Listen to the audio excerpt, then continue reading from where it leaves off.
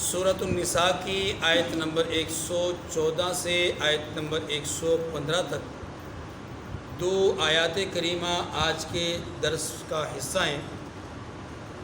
اس سے پہلے اللہ تبارک و تعالی نے ایک منافق بشیر کے عمل بد چوری کا ذکر کیا، اور نمبر 2 اس کی ایما پر دیگر منافقین کی طرف سے اس کی حمایت کا ذکر کیا۔ نمبر 3 ان تمام منافقین کا مل کر بعض مخلص شریف صحابہ کو اپنے خاندان میں سے اپنے ساتھ حمایتی بنانے کا ذکر کیا۔ نمبر 4 ان تمام لوگوں کا رسول اللہ صلی اللہ علیہ وآلہ وسلم کو اپنی چرب زبانی، اپنی قسموں اور اپنی شریف لوگوں کی حمایت کے نتیجے میں اپنی طرفداری کی طرف لانے کا تذکرہ کیا۔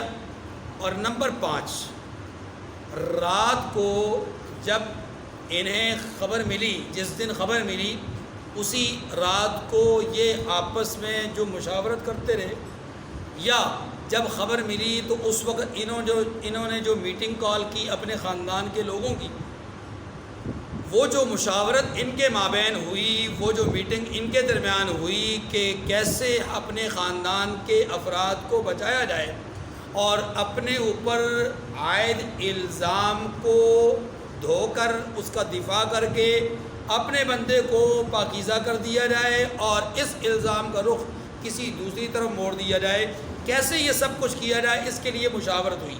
اس کے لیے یہ 4-5 جرائم جو ان کے درمیان میں ہوئے یا انہوں نے کیے، ان میں سے 4 جرائم کا ذکر پہلی آیات کریمہ میں ہو چکا، چوری کا، منافقین کی حمایت کا، مخلص لوگوں کو اپنی طرفداری میں شامل کرنے کا، حضور کے سامنے جا کر جھوٹی قسمیں کھانے وغیرہ کا، یہ سارے جرائم ان کا تذکرہ پہلے ہو چکا۔ اب ایک جرم جو انہوں نے اس الزام کے بعد آپس میں مشاورت کی، سرگوشیاں کی، اس سرگوشی کو بھی، اس مشاورت کو بھی ایک باقاعدہ جرم تصور کیا گیا۔ اب کیوں تصور کیا گیا اس کو پہلے سمجھیے تاکہ آپ کو بات سمجھنا آسان ہو جائے۔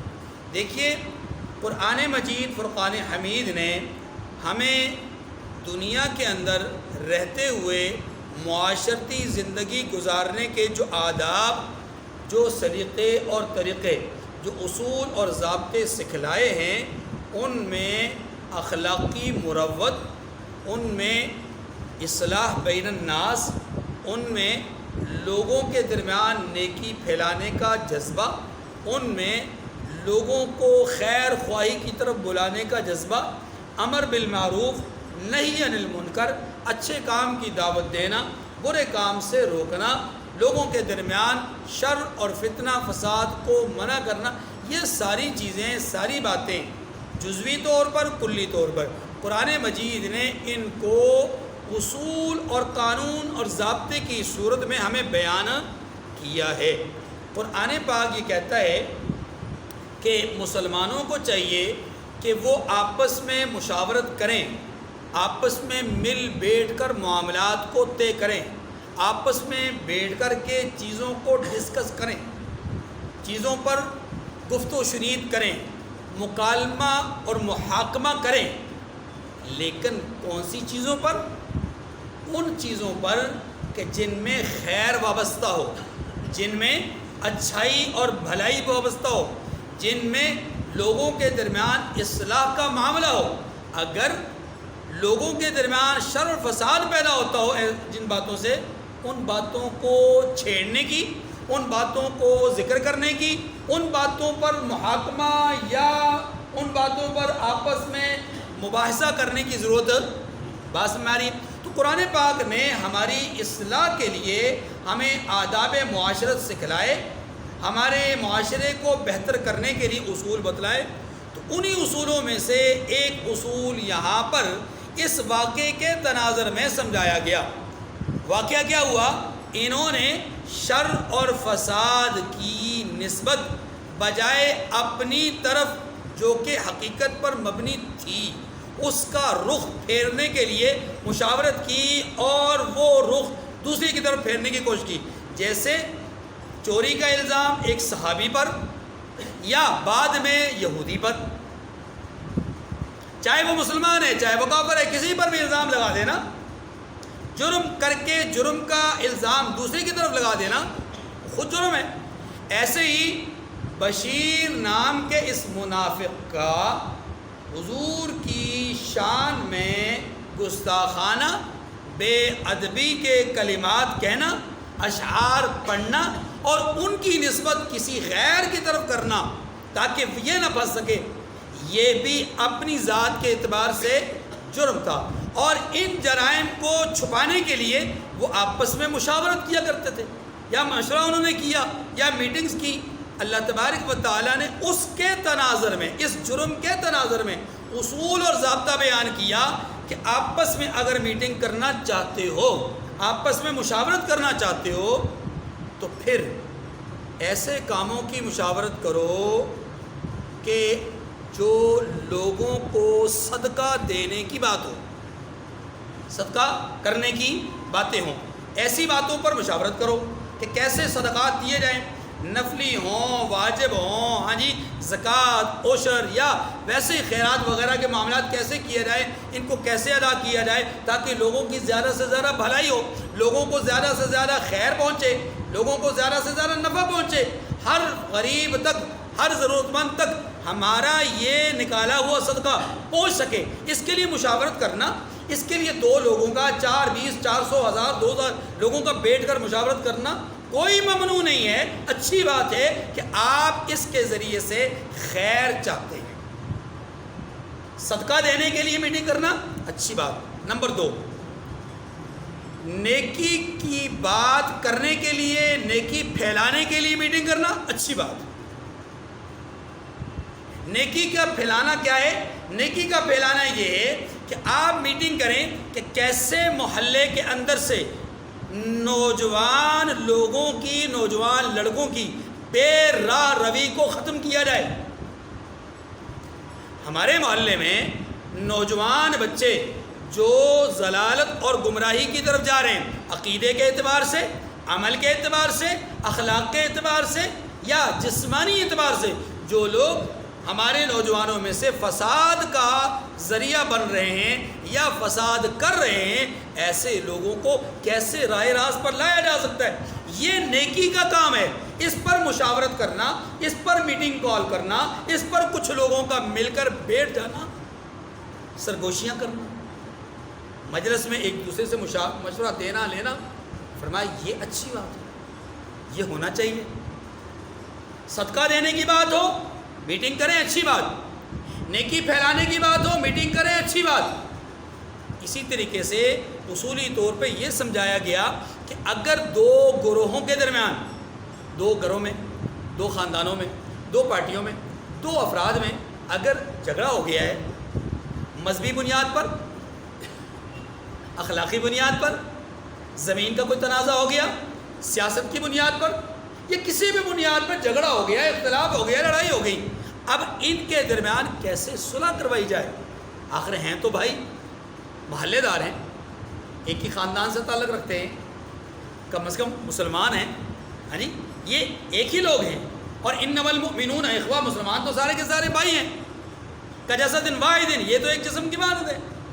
ان کی آنکھ کو، ان میں سے ایک کی آنکھ کو تکلیف ہو تو جیسے پورے جسم کو تکلیف ہوتی ہے، تو ایسے ہی اگر ایک کو تکلیف ہو تو دوسرے کو تکلیف ہونی چاہیے.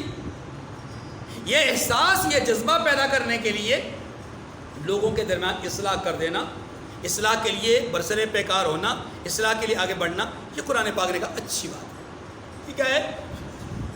تو اب اصول یہ سمجھ میں آیا کہ برائی کے لیے جمع ہونا بری بات ہے، اچھائی کے لیے جمع ہونا اچھی بات ہے. اچھائی کے لیے جمع ہونا اللہ کے ہاں مطلوب ہے، برائی کے لیے جمع ہونا اللہ کی ناراضگی کا باعث ہے. اتنی بات سمجھ گئی. اب اس کو تھوڑا سا بات کو پھیلائیں. ہم انفرادیت سے لے کر کے اجتماعیت تک اگر اپنے معاملات پر غور کریں تو ہمیں نظر آئے گا کہ بالعموم ہماری مشاورتیں، بالعموم ہماری سرگوشیاں وہ خیر خواہی کے جذبے کے تحت کم ہوتی ہیں اور شعوری یا غیر شعوری طور پر فساد اور شر کے پھیلانے کے لیے زیادہ ہوتی ہیں۔ میں نے 2 لفظ استعمال کیے ہیں، شعوری یا غیر شعوری طور پر فتنہ اور فساد کو پروان چڑھانے کے لیے اکثر و بیشتر ہماری مشاورت ہوتی ہے، جبکہ خیر کی تشہیر اور تبلیغ کے لیے اکثر ہماری مشاورت نہیں ہوتی۔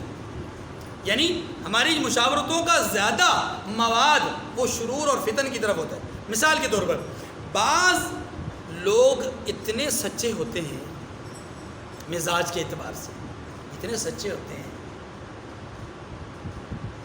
کہ وہ مجلس میں کوئی بات ہوتی ہے کسی کے حوالے سے تو فوراً جا کر اس کو بتا دیتے ہیں، اور اوپر سے ستم بالائے ستم یہ کہ حلفاً یہ کہتے ہیں کہ جی ہم قسم اٹھا سکتے ہیں کہ ہم جو بات کرتے ہیں سچ کرتے ہیں، ہم تو سچے لوگ ہیں، نہیں، اور قسم اٹھا کر ان کے سامنے بھی یہ بات کر سکتے ہیں۔ حالانکہ ان کے بات کرنے کا بنیادی مقصد کیا ہوتا ہے کہ وہ جسے بات کی جا رہی ہے وہ اپنے دل میں کدورت پیدا کر لے اس کے لیے جس نے بات کی ہے۔ بات تو وہ سچی کر رہا ہے، بات تو وہ سچی کر رہا ہے، جو مجلس میں ہوئی وہی کر رہا ہے، بلا شبہ اس نے ایک حرف بھی اپنی طرف سے نہیں کہا، لیکن اس کے کہنے کی نیت اور ارادہ کیا ہے؟ فساد پیدا کرنا۔ اب کہہ تو سچ رہا ہے، لیکن یاد رکھیے یہ سچ بھی فتنہ ہے، یہ سچ بھی فساد ہے، یہ سچ بھی خود بذات خود گناہ ہے۔ کیوں؟ اس لیے کہ اس کے پس منظر میں نیت فساد اور فتنے کی ہے۔ اس کے مقابلے میں ایک آدمی جس کا اختلاف الف کا اختلاف با سے ہوا، اب جو تا ہے وہ ان کے درمیان چاہتا ہے کہ صلح کروا دے، اس کی میٹنگ ہوئی الف سے، پھر میٹنگ ہوئی با سے، با نے پوچھا آپ سے الف کی ملاقات ہوئی تھی، میرے بارے میں کیا کہہ رہا تھا بتاؤ تو صحیح۔ وہ تو آپ کی بڑی تعریفیں کر رہا تھا، حالانکہ اس نے مذمت کی، حالانکہ اس نے غیبت کی، حالانکہ اس نے چغل خوری کی، حالانکہ اس نے اس کے عیوب کو بیان کیا، حالانکہ اس نے اس کے نقائص کو بیان کیا، لیکن یہ فرد یہ کہتا ہے کہ وہ تو جی بڑا بےتاب ہے آپ سے ملنے کے لیے، اس کی تو بڑی خواہش ہے کہ ہمارا اختلاف ختم ہو جائے۔ یہ تو پتہ نہیں کیسے ہمارے درمیان غلط فہمیاں پیدا ہو گئی تو اختلاف بڑھ گیا، ورنہ وہ تو چاہتا ہے کہ ہمارے درمیان رشتہ برقرار رہے، یہ جو بھائی بندی کا رشتہ ہے ہمارے درمیان برقرار رہے۔ اب وہ جو با ہے اس الف کی طرف سے سن کر کے بات کو یقیناً اس کے دل میں کچھ نہ کچھ تو نرمی پیدا ہوگی، ہے کہ نہیں؟ حالانکہ اس تا نے جتنی گفتگو کی وہ ساری کی ساری کیا ہے؟ جھوٹی ہے، وہ ساری کی ساری کیا ہے؟ جھوٹی ہے، لیکن خلاق عالم کے محبوب پیغمبر صلی اللہ علیہ وسلم نے اس آدمی کو جھوٹا نہیں قرار دیا، اس آدمی کو جھوٹا، حالانکہ بول وہ جھوٹ رہا ہے، بول وہ کیا رہا ہے؟ جھوٹ، لیکن اس کے باوجود لیس الکذاب کہا ہے اس کو، یہ کذاب نہیں ہے، یہ کذاب نہیں ہے، بلکہ اس کے متعلق تو یہ کہا ہے کہ اس نے اصلاح بین الناس کے لیے یہ جو جھوٹ بولا ہے اس جھوٹ پر بھی اللہ اس کو اجر دے۔ اندازہ کیجئے تعلیمات دین کا، اندازہ کیجئے کہ دین کی تعلیمات کا منشور مقصد کیا ہے، دین کی تعلیمات کا بنیادی مقصد کیا ہے؟ لوگ آپس میں کجسد واحد بن جائیں تاکہ یہ اتفاق کے ساتھ، محبت کے ساتھ، الفت کے ساتھ، امن اور سکون کے ساتھ اپنے رب کو پہچان سکیں اور اس کی عبادت میں اپنا وقت صرف کر سکیں۔ جو وقت ان کا غیبت میں، چغل خوری میں، ایک دوسرے کی جڑیں کاٹنے میں، فتنہ و فساد پھیلانے میں، شر کو ہوا دینے میں لگے، وہی وقت اللہ کے ذکر میں مصروف ہو جائے، بنیادی طور پہ مقصد یہ ہے، کیونکہ انسان کی تخلیق کا مقصد کیا ہے؟ وَمَا خَلَقْتُ الْجِنَّ وَالْإِنسَ إِلَّا لِيَعْبُدُونَ، یہ تو اللہ کی عبادت کے لیے پیدا کیا گیا، اس کا کام ہی نہیں ہے کہ یہ چغل خوریاں کرے، غیبتیں کرے، اور ایک دوسرے کی جڑیں کھوکھلی کرے، نہیں، یہ جو وقت بیکار چیزوں میں صرف کر رہا ہے اس کو چاہیے کہ بیکار چیزوں کے بجائے اچھی اور خیر کی چیزوں میں اپنے وقت کو صرف کرے تاکہ اس کا ایک ایک لمحہ اللہ کے ذکر سے معبر ہو جائے۔ تو خیر عرض یہ کر رہا تھا کہ اللہ کے رسول صلی اللہ علیہ وسلم نے اس جھوٹ بولنے والے کو جھوٹا نہیں کہا. کیوں؟ اس لیے کہ اس کی نیت میں اصلاح اور اخلاص ہے. جبکہ وہ جو سچ بولنے والا ہے اس کو گناہگار کہا گیا. کیوں؟ اس لیے کہ اس کی نیت میں فتنہ اور فساد ہے. تو اس لیے میں عرض کر رہا تھا کہ ہم اگر انفرادی اور اجتماعی طور پہ اپنی کاوشوں پر غور کریں تو ہماری کاوشوں کا زیادہ جو محور اور میدان نظر آتا ہے وہ کیا ہے؟ فسادات کو ہوا دینا. ہم سچ بھی بولتے ہیں لیکن اس سچ کا مقصد کچھ اور ہوتا ہے. اچھا، پھر ہم اگر اپنے ماحول کے اس یعنی جو گولائی ہے، اس گولائی سے، خاندانی گولائی یا اپنی سیاسی پارٹی کی گولائی یا مذہبی پارٹی کی گولائی، اس سے تھوڑا سا باہر نکلیں تو ہم اپنے ماحول پر مزید نظر ڈالیں تو ہمارے نچلی سطح سے لے کر کے بالائی سطح تک جتنے بھی اجلاس ہوتے ہیں، جتنی بھی میٹنگز ہوتی ہیں، ان کے نتائج پر نہیں، ان کے ایجنڈے پر غور کریں، ان کی بحث پر غور کریں تو آپ کو نظر آئے گا کہ یہ جو 3 کام اللہ نے بیان فرمائے ہیں کہ اگر مشاورت کرنی ہے تو ان 3 کاموں کو مد نظر رکھ کر کے کریں. اگر یہ 3 کام آپ کی مشاورت میں نہیں تو پھر آپ کی مشاورتیں بیکار، پھر اللہ کے نزدیک قابل قبول نہیں، پھر اللہ کے نزدیک وہ قابل رد ہے.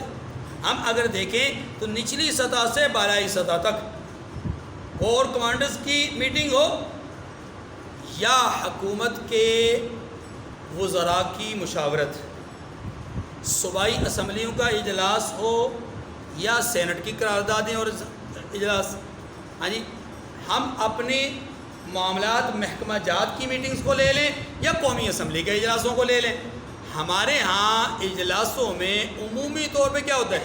کیا لوگوں کے درمیان خوشحالی پیدا کرنے کے لیے صدقات کو ایک آدمی کے ایک ضرورت مند آدمی کی ضرورت کو پورا کرنے کے لیے کیا اس پر میٹنگ ہوتی ہے؟ نہیں ہوتی.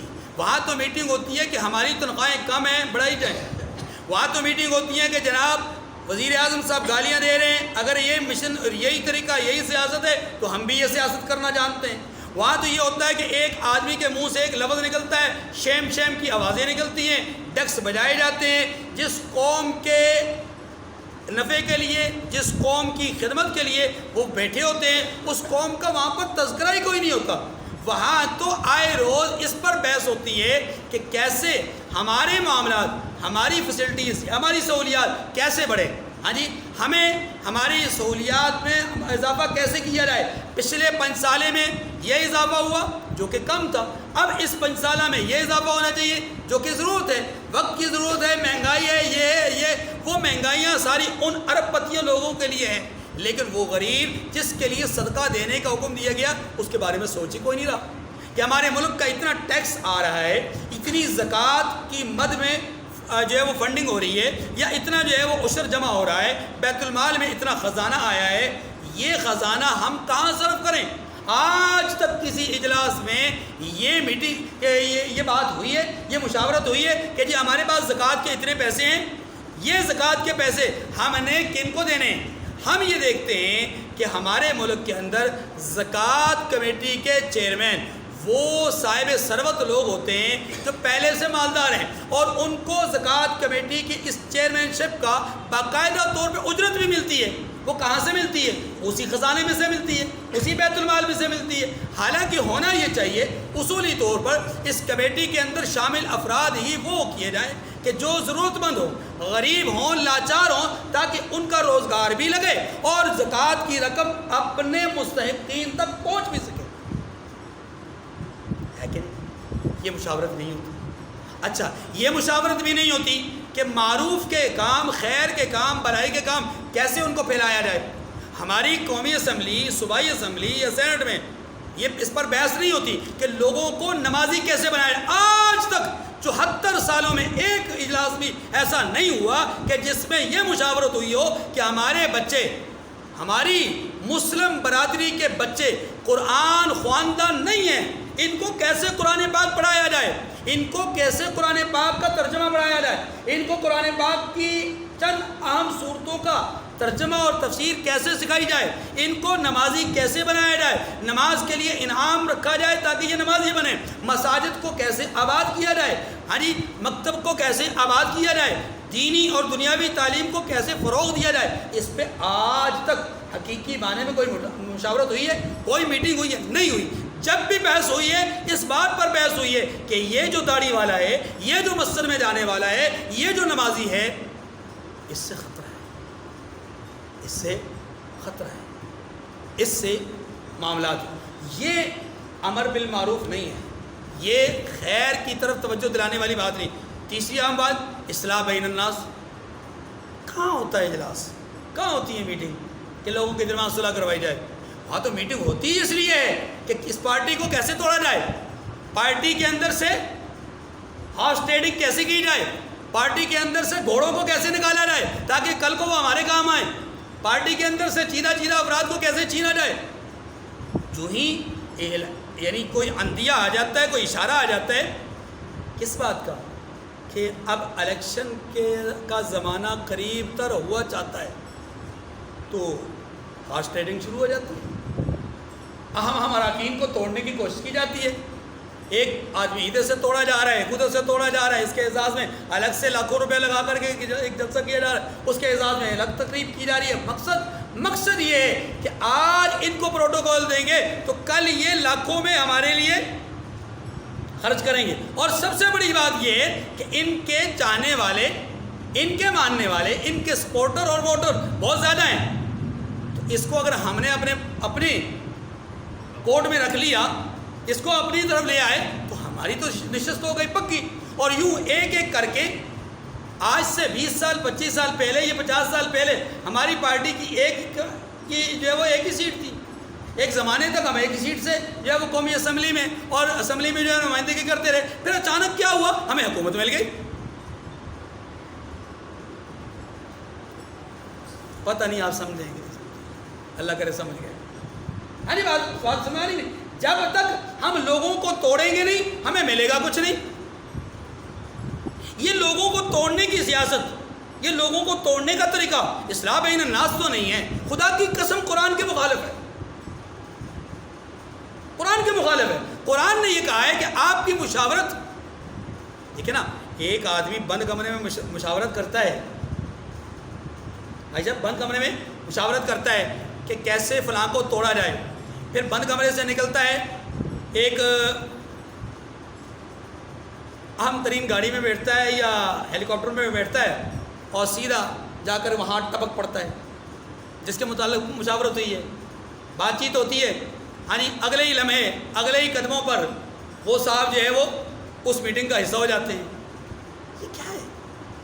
کل تک وہ آپ کے ساتھی نہیں تھے، آج اچانک وہ آپ کے ساتھی بن گئے، یہ کہاں سے ہوئی مشاورت؟ اس کا مطلب یہ ہوا اس کے پیچھے افراد توڑنے کی مشاورت ہوئی ہے، اور یہ افراد کو توڑنا مذہبی اعتبار سے قطعاً درست نہیں، قطعاً درست۔ اچھا پھر اب آئیے تھوڑا سا مذہبی اعتبار سے، سیاسی اعتبار سے قطعاً درست نہیں، مذہبی اعتبار سے بھی قطعاً درست نہیں۔ ہمارے ہاں ایک بہت بڑا المیہ ہے، یہ ایک گروپ ہے، یہ ایک جماعت ہے جو فلاں پیر صاحب کی مریدین کی ہے، ان کے حلقہ ہے، اور یہ گروپ فلاں پیر صاحب کا حلقہ ہے، احباب ہے، یہ گروپ ان پیر صاحب کو ماننے والا ہے، یہ گروپ اس عالم صاحب کا پیروکار ہے، یہ گروپ اس عالم صاحب کا پیروکار ہے۔ اب کیا ہوتا ہے کہ جو گروپ ایک عالم کا ہے اس کی کوشش ہوتی ہے کہ وہ دوسرے گروپ کی طرف نہ جائے، عالم صاحب کی بھی کوشش یہ ہوتی ہے کہ وہ ایسے طریقے اور ایسے انداز اختیار کرے کہ تاکہ یہ افراد میرے ہی ارد گرد رہے، حلقہ بگوش میرے ہی رہیں، کسی اور کی طرف نہ جائیں۔ اور اگر کوئی فرد ان میں ایسا نظر آتا ہے کہ جس کے آنے سے افراد میں اضافہ ہو سکتا ہے یا معاش میں اضافہ ہو سکتا ہے، تو پھر کوشش کی جاتی ہے اس پر ڈورے ڈالنے کی، نہیں سمجھ میں بات، اس پر ڈورے ڈالنے کی کوشش کی جاتی ہے، یہ ہمارے مسلک میں آ جائے، یہ ہماری جماعت میں آ جائے، یہ ہماری پارٹی میں آ جائے، یہ ہمارے حلقہ ارادت میں آ جائے، پیری مریدی ہماری پالے، ہماری نسبت بڑی ہے، ہماری گدی بڑی ہے، ہمارا سلسلہ بڑا ہے، ہماری طرف آ جائے، والے نعرے ہو جائیں گے۔ اس ایک کی بنیاد پر بہت سارے آئیں گے، اس ایک کی بنیاد پہ بہت سارا مال آئے گا، یہ بھی ایک المیہ ہے۔ تو اصلاح بین الناس کا معاملہ نہیں ہو رہا، بلکہ فساد بین الناس کا معاملہ ہو رہا ہے، مذہبی اعتبار سے، سیاسی اعتبار سے اکثر و بیشتر یہی کچھ ہو رہا ہے۔ ہاں کچھ اللہ والے ایسے ہیں جو سیاسی میدان میں رہ کر بھی اچھائی کا مظاہرہ کر رہے ہیں، مذہبی میدان میں بھی جو ہے وہ اچھائی کا مظاہرہ کر رہے ہیں۔ یہ استثناء ہر جگہ ہوتا ہے، لیکن اللہ قلیل بہت تھوڑے ہوتے ہیں، بہت تھوڑے ہوتے ہیں۔ فسادی عمومی طور پہ زیادہ ہوتے ہیں، اور اصلاح کرنے والے عمومی طور پہ کیا ہوتے ہیں؟ کم ہوتے ہیں۔ ایک بات تو یہ ہو گئی۔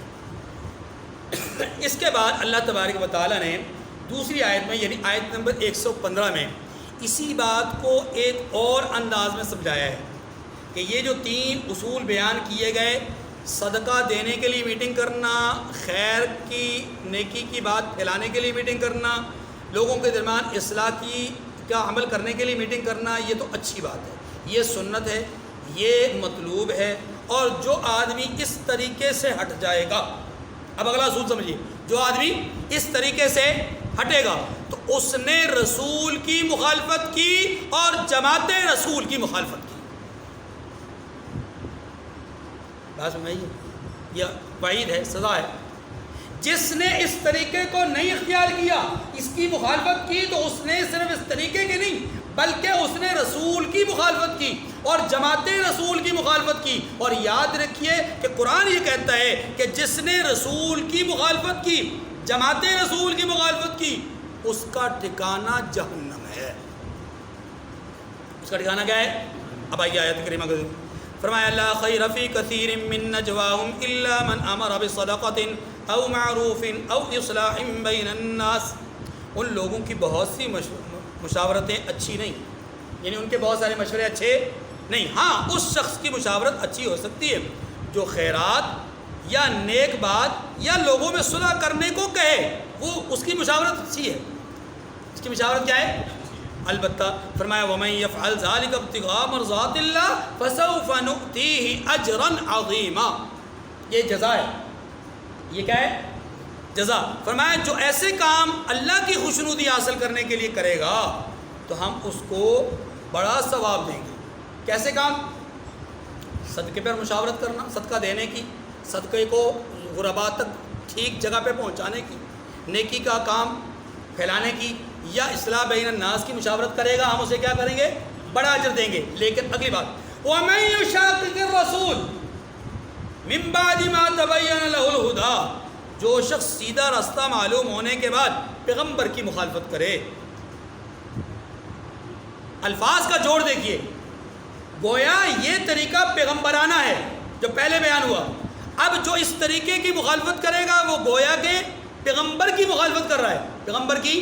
اچھا اگلی بات، وَيَتَّبِعْ غَيْرَ سَبِيلِ الْمُؤْمِنِينَ، پیغمبر کی مخالفت کرے اور جماعت پیغمبر کی اتباع نہ کرے اور مومنوں کے رستے کے سوا اور رستے پر چلے۔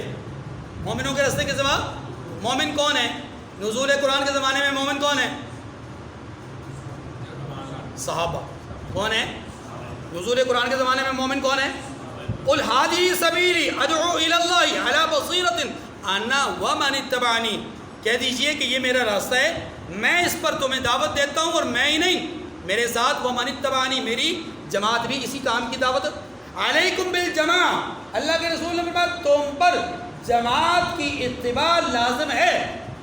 من شذ فی النار، جس نے افتراق پیدا کیا، جو علیحدگی اختیار کر گیا، جو رائے حق سے بھٹک گیا، جو دین حق سے برگشتہ ہو گیا، جس نے جماعت صحابہ کو چھوڑ دیا، جو اجتماعیت سے کٹ گیا، وہ جہنم میں جائے گا۔ کہاں جائے گا؟ جہنم میں۔ ید اللہ علی الجماع، اللہ کی مدد اور نصرت کس پر آتی ہے؟ جماعت پر۔ تو یاد رکھیے جماعت کے الفاظ، مومنین کے الفاظ، متقین کے الفاظ، مفلحین کے الفاظ کا اولین مصداق کون ہے؟ صحابہ۔ تو صحابہ کرام رضوان اللہ علیہم اجمعین کے متعلق یہاں پر ایک ضابطہ بتلا دیا گیا کہ جیسے رسول کی مخالفت جہنم میں جانے کا ذریعہ ہے، یاد رکھیے صحابہ کے طرز زندگی کو چھوڑ دینا، ان کی طرز معاشرت کو ترک کر دینا، ان کی مخالفت کرنا بھی جہنم کا ذریعہ ہے۔ صحابہ دلیل ہیں۔ صحابہ کیا ہیں؟ صحابہ حجت ہیں۔ کیوں؟ اس لیے کہ صحابہ کا اجماع، صحابہ کا کسی مسئلے پر اکٹھ ہو جانا، یہ اللہ کے رسول صلی اللہ علیہ وسلم نے فرمایا کہ مسلمان جماعت کبھی بھی گمراہی پر جمع نہیں ہو سکتی، اور جو جماعت سب سے زیادہ پاکیزہ ہو بھلا وہ گمراہی پر جمع ہوگی؟ کبھی نہیں ہو سکتی۔ تو اس کا مطلب یہ کہ اگر باقی امت بھی اجتماعی طور پر گمراہی پر جمع نہیں ہو سکتی تو صحابہ تو بدرجہ اولا نہیں پہنچ سکتے، جمع نہیں ہو سکتے۔ اس لیے صحابہ کی جماعت حجت ہے۔ اس لیے فقہاء نے لکھا کہ جو دلائل شرعیہ ہے جن سے مسائل معلوم کیے جاتے ہیں، جن سے مسائل، وہ 4 دلیلیں ہیں۔ سب سے پہلے قرآن مجید، جو چیز قرآن سے ثابت ہو جائے پھر کسی اور طرف جانا ہی نہیں۔ قرآن سے نہ ملے کسی چیز کا حل، حدیث رسول، حدیث رسول اور قرآن سے نہ ملے تو تیسرے نمبر پر اجماع صحابہ، اجماع صحابہ۔ اسی لیے امام ابو حنیفہ رحمۃ اللہ علیہ فرماتے ہیں جو مسئلہ قرآن سے، حدیث سے، اجماع صحابہ سے ثابت ہو جائے ہم اسی کی طرف رجوع کریں گے، پھر ہماری کوئی رائے نہیں، پھر ہماری کوئی تجویز نہیں، پھر ہمارا کوئی تبصرہ نہیں۔ لیکن جب بات صحابہ سے آگے چلے گی، مطلب بات قرآن سے ثابت نہیں، حدیث سے ثابت نہیں، اجماع صحابہ سے ثابت نہیں، تو پھر کیا ہے، اگر اس کے بعد کے لوگوں کی بات ہوگی تو ہم رجال ونحن رجال، ہم بھی مجتہد، وہ بھی مجتہد، وہ بھی آدمی، ہم بھی آدمی، جیسے ان کی رائے ہے ایسے ہماری بھی رائے۔ صحابہ تک سب کا اتفاق، صحابہ تک، امام شافعی ہو، امام احمد بن حنبل ہو، امام مالک ہو، امام ابو حنیفہ ہو، سب کا اس بات پر اتفاق ہے کہ صحابہ کا اجماع حجت ہے، صحابہ کا اجماع۔ اور یاد رکھیے صحابہ کا اجماع اگر کوئی آدمی اس کا انکار کرتا ہے تو وہ بھی گمراہ ہے، وہ بھی کیا ہے؟ تو جو صحابہ کے اجماع کا انکار کرے وہ گمراہ، جو صحابہ کی صحابیت کا انکار کرے وہ گمراہ نہیں ہوگا۔ یہاں اس جملے سے یہ پتہ چلتا ہے کہ صحابہ کا اجماع امت کے لیے دلیل ہے، امت کے لیے حجت ہے، امت کے لیے ہے حجت۔ اچھا جی، وَيَتَّبِعْ غَيْرَ سَبِيلِ الْمُؤْمِنِينَ، اور مومنوں کے رستے کے سوا اور رستے پر چلے، یعنی صحابہ نے ایک طریقہ واضح کر دیا، اب اس طریقے کو چھوڑ کر کے آج کے دور میں اگر کوئی آدمی کہے کہ نہیں جی دیکھیں بات یہ ہے کہ فلاں حدیث سے یوں ثابت ہوتا ہے، فلاں اثر سے یوں ثابت ہوتا ہے، فلاں چیز سے یوں ثابت ہوتا ہے، بھائی ثبوت کے لیے آج تیرے دماغ نے کام کیا، صحابہ کے دماغ نے کام کیا، یعنی آج آپ کی عقل نے کام کیا کہ دین کا یہ مسئلہ یوں ہے یوں نہیں، تو صحابہ کو جو یوں سمجھ میں آیا تجھے اس طرح نہیں سمجھ میں آ رہا، تو تو اپنی عقل پہ غور کر، صحابہ کے اجماع پہ غور نہ کر۔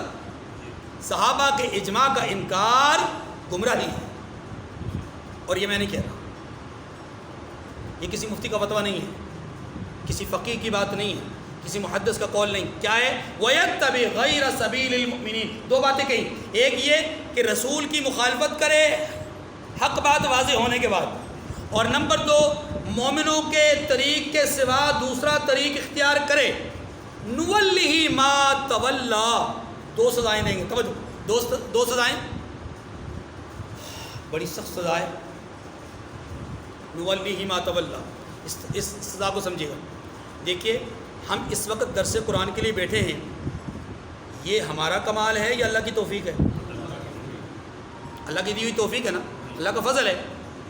اگر اللہ نہ کرے العیاذ باللہ، اللہ یہ توفیق ہم سے چھین لے، ہماری کوئی بساط اور کوئی ہماری ہمت یا ہماری طاقت ہے کہ ہم یہاں بیٹھ سکیں؟ اللہ کے فضل کے بغیر کچھ نہیں۔ خیر اور شر میں توفیق کس کی طرف سے ہوتی ہے؟ خیر کی توفیق بھی اللہ دیتے ہیں، شر کی توفیق بھی۔ توفیق کس کو کہتے ہیں؟ توفیق کس کو کہتے ہیں؟ توفیق کہتے ہیں اسباب مہیا کرنا، اور اسباب پیدا کرنے والی ذات کون ہے؟ اللہ۔ خیر کے اسباب بھی اسی نے پیدا کیے، شر کے اسباب بھی، ہاں بتا دیا یہ خیر ہے یہ شر ہے، ان اسباب کو اختیار کرو گے خیر ملے گی، ان اسباب کو اختیار کرو گے شر ملے گا۔ اب تمہاری مرضی ہے، چاہے تو ان اسباب کو اختیار کرو چاہے ان کو، پیدا کس نے کیے؟ اللہ نے۔ اب اگر انسان ان اسباب کی طرف جاتا ہے تو گویا خیر کی طرف جا رہا ہے، اور جو آدمی اس طرف جاتا ہے اللہ کیا فرماتے ہیں؟ وَالَّذِينَ جَاهَدُوا فِينَا لَنَهْدِيَنَّهُمْ سُبُلَنَا، یہ ہماری راہ میں جدوجہد کرتا ہے ہم اس کے لیے راستے کھول دیتے ہیں۔ اچھا جو آدمی ادھر جستجو کرتا ہے کوشش کرتا ہے، اللہ کیا فرماتے ہیں؟ اللہ بندوں کی محنت کو ضائع نہیں کرتے. اللہ بندوں کی محنت وہ حق کے لیے کرے تب بھی ضائع نہیں ہوتی, شر کے لیے کرے تب بھی ضائع نہیں ہوتی. کیوں؟ اس لیے کہ یہاں شر کی طرف اگر محنت کرے گا تو وہ اس پر اتمام حجت ہو رہا ہے. فَمَهِّلِ الْكَافِرِينَ أَمْهِلْهُمْ رُوَيْدًا. آپ کافروں کو کھلا چھوڑ دیں یا ڈھیل دے دیں, ہم بھی ان کو ڈھیل دینے والے ہیں. یہی تو ہے کہ باطل کے اسباب, باطل کی طرف جو جانے والے اسباب ہیں یا اس راستے کی طرف پہنچنے والے, منزل کی طرف پہنچنے والے جو اسباب ہیں, ان کو اختیار کرنے والے کو اللہ زبردستی روکتے موقع دیتے ہیں. اب وہ موقع اویل کر کے ان کی طرف چلتا ہے, پھر نتیجہ کیا ہوتا ہے کہ وہ جہنم میں چلا جاتا ہے. تو پہلی سزا کسی آدمی کو جو ملتی ہے, توجہ, رسول کی مخالفت اور جماعت صحابہ کی مخالفت پر جو پہلی سزا ملتی ہے وہ کیا ہے؟ خدا کی قسم آپ معاشرے میں ان لوگوں پر غور کریں جو یہ کام کر رہے ہیں, رسول کی مخالفت کر رہے ہیں یا صحابہ کی مخالفت کر رہے ہیں. آپ ان کی زندگی میں دیکھیے گا یہ پہلی چیز موجود ہے. وہ پہلی چیز کیا ہے؟ نولیہ ما تولی. جس طرف کو وہ جانا چاہتے ہیں ہم انہیں راستہ دے دیتے ہیں, جو وہ چاہتے ہیں اس طرف ان کو موقع دے دیتے ہیں.